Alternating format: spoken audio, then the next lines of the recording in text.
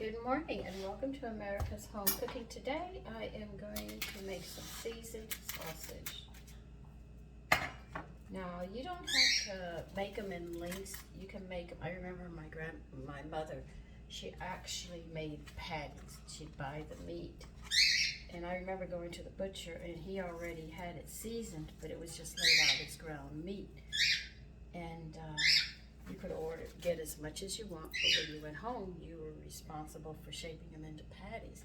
But this recipe I've used more than once, and what I like to do is sometimes I make meatballs into them, sometimes I make patties into them, so, or sausages, whichever way you wish to make it. And that's what I do with it today, because I have the cuckoos left from yesterday some. What I'm planning to do is make this, and I might make meatballs out of it. I really haven't decided yet, but that's what I'm working on right now. Now I'm going to add a tablespoon of wheat germ to this ground meat to make it more nutritious. It won't interfere with the flavor.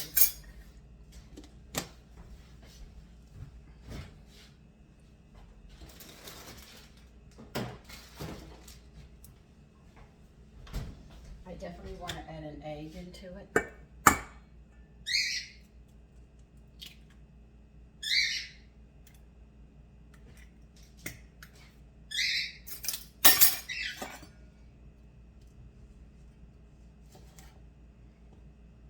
I'm going to add a hot pepper into it.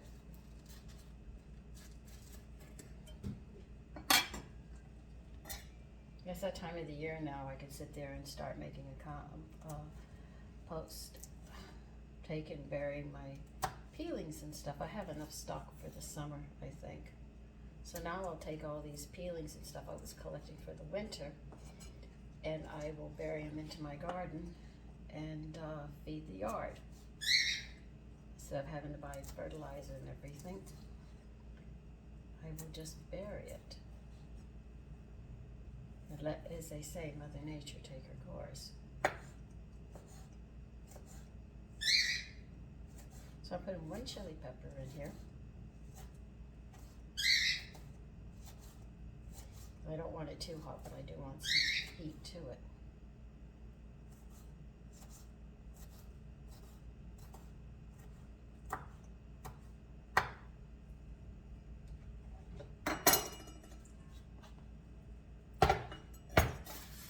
I'm going to add 2 scallions.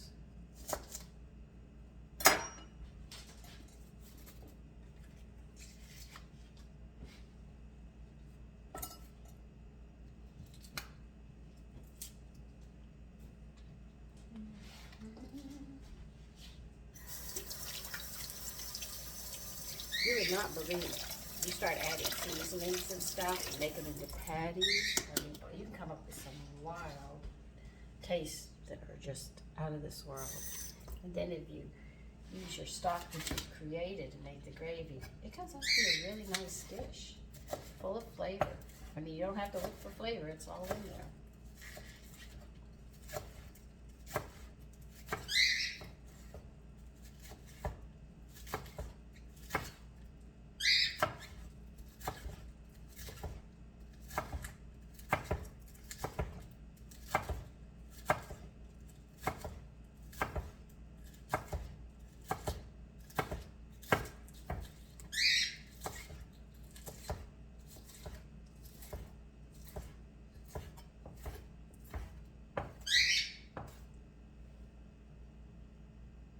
This knife's a bit dull. Give me a minute, I'm gonna have to sharpen it.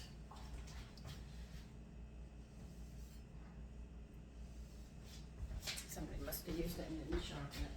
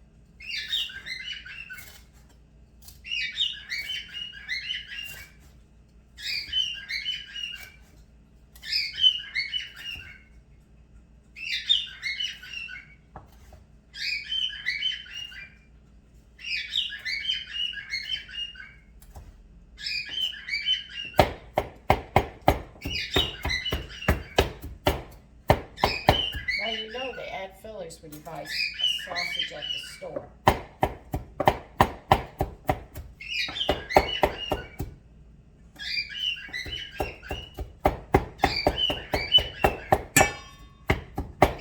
Because it's a cheaper way and it stretches the meat out, so you know they keep the prices down.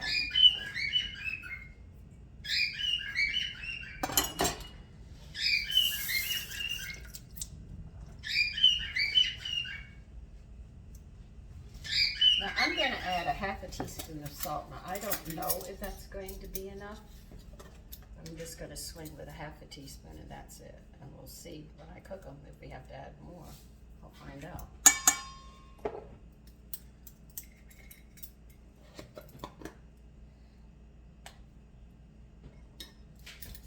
that's the bread I'm making, that's right. I'm adding a good tablespoon of sage into this.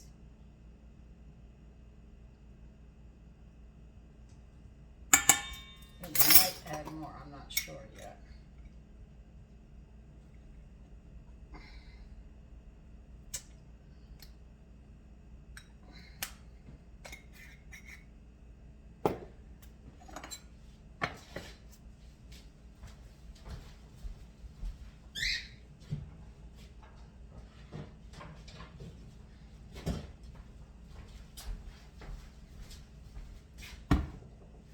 Black pepper. Oh God, I guess about a teaspoon and a half whole peppercorns and grind it up. We'll see what we get.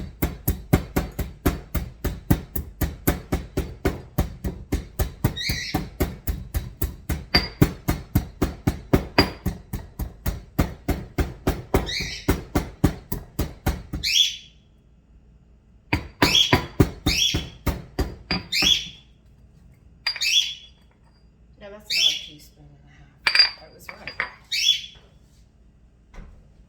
Okay, we are going to be mincing some garlic up into it.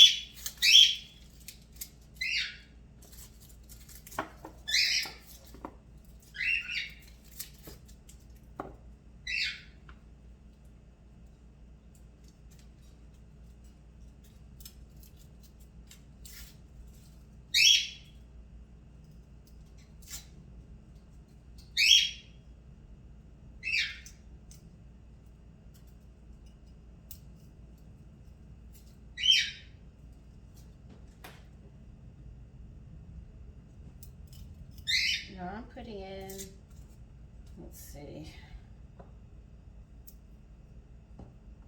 2, 4, 6, about 7 cloves.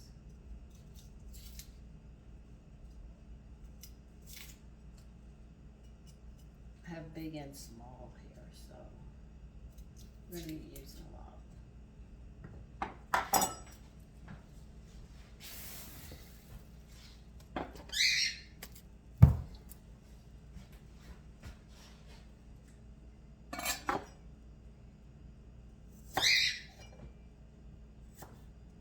And you're going to mince this up.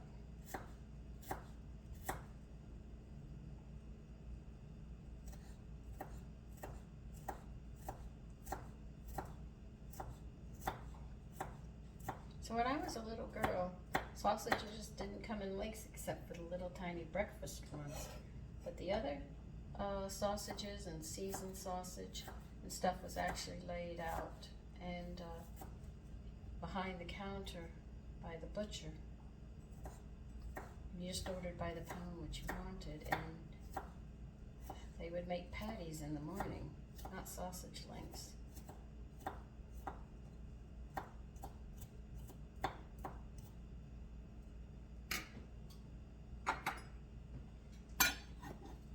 Sometimes I would also see just plain ground pork. You'd have the ground meat that was seasoned, then you had the beef, and then you had the plain pork. You could see it all laid out at the butcher's. I don't know, and they have supermarkets now, so it's a lot different. At that time, if you wanted fruits and vegetables, you went to a fruit and vegetables store. If you wanted meats, you went to the butcher. Texas, there wasn't a lot of fish, so you bypassed the fish. And you went to the general store for your dry goods, canned goods, and stuff like that. My grandmother used to go to the store, and she would sit there and tell the store manager what she wanted, because it was a small store, a small town, and he would wrap her coffee, her flour, her sugar, and stuff in bags, and she'd take them home. So a lot's changed.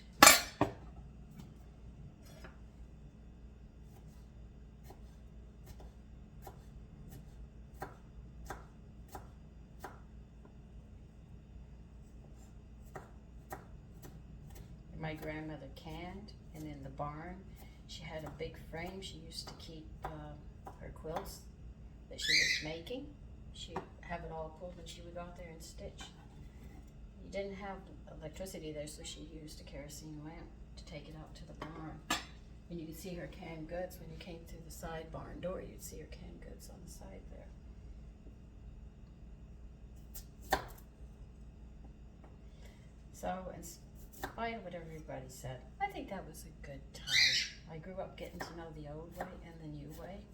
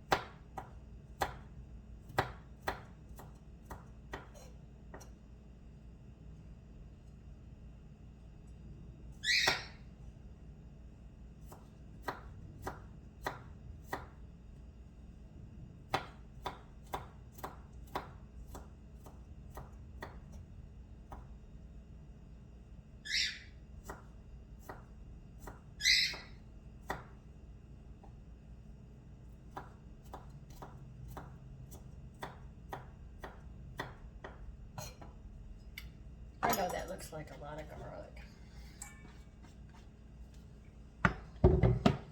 Okay.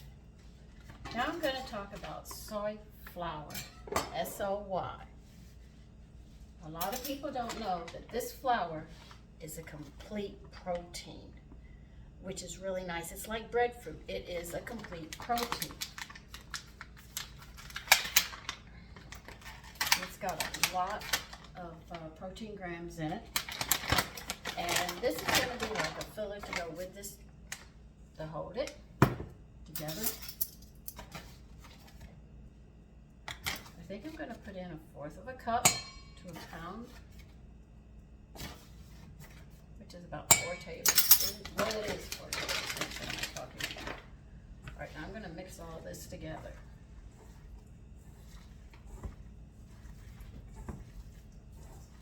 I might have to add another egg to it.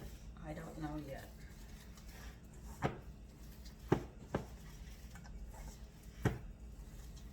I like to use, when I'm making white bread, or sometimes my whole grain, I will use 1/2 cup of this per loaf that I make. And I always keep it in the freezer to keep it fresh, but it's nice.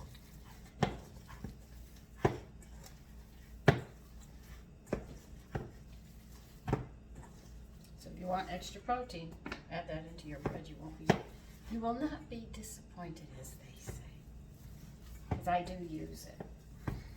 It's hard to find. I used to find it at the grocery store, but since COVID, I can't find it anymore there. So I had to go somewhere else and find it. That smells very, very, very good.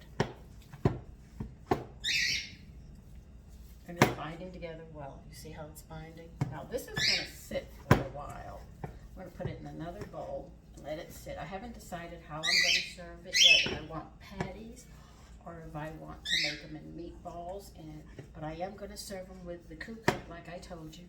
So I'll probably get one of my stocks out and make a gravy and put the meatballs in. But if I make meatballs, I'm going to set my oven at 425, make them into the meatball sizes, and cook them 15 minutes in there.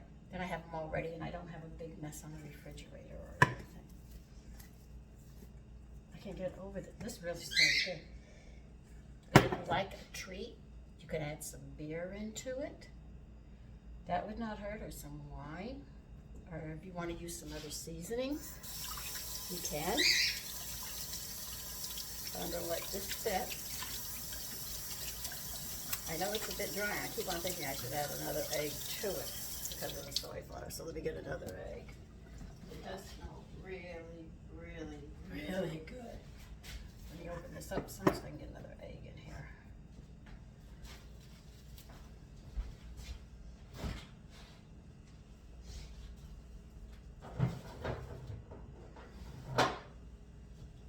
So you can see that I've added the soy powder to it, and that's about 20 grams. I have about 1 1/4 pounds of pork in here. 2 eggs is 13. You're adding up all these protein. There's a lot of protein when you cook like this.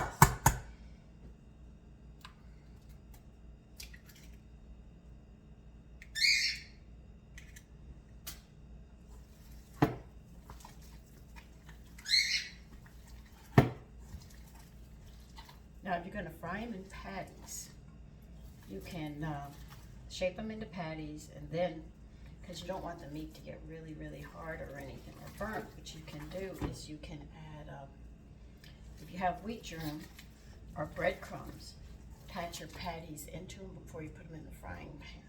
They'll get a nice crust on it, but it won't be, the meat won't be so, so tough.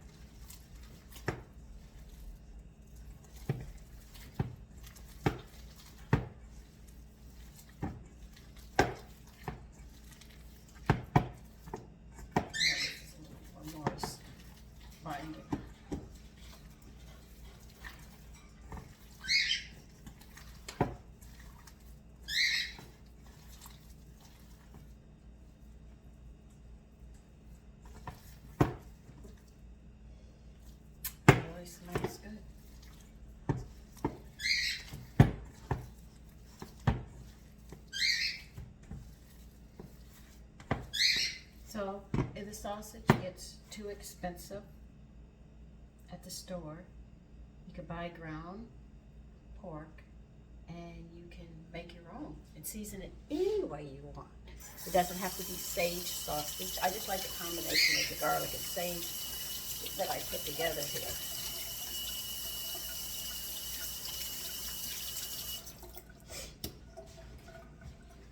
That has good, it's gonna be a good one, I know. But anyway, that's how I take pork and make sausage, I guess. Seasoned sausage? I don't even know what to call this. I just make it. Anyway, I'll think of a name and put on it. Take care and have a lovely day.